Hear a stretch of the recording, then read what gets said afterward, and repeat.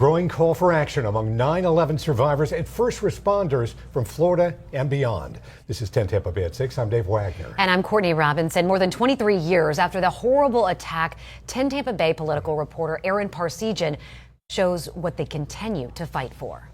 Thousands of New York City's finest now call the Sunshine State home. At reunions like this one, retired cops and firefighters share fellowship, food, and memories. Even the darkest ones. We believe in fixing problems and not sharing our problems.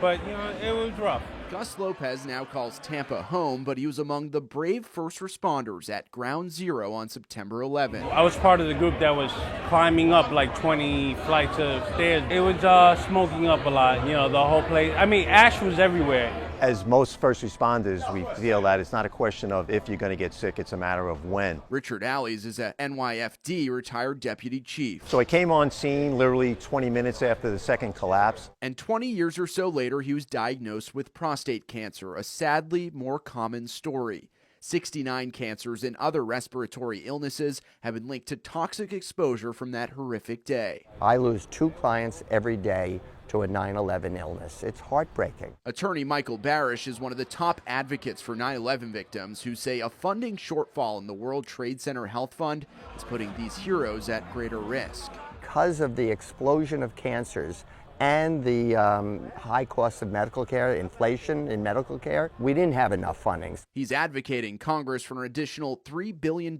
for the program, which funds appointments and medical expenses for survivors. If there's not enough funding, they will stop taking new patients in 2027. And it's why they are again sounding the alarm to make sure we never forget who answered the call. We never thought about the dangers or the risks. We were just there for each other. Aaron Parsegian, 10 Tampa Bay. Congress initially funded the program through 2040, but it was left out of the budget bill in December in favor of a smaller one to avoid a government shutdown.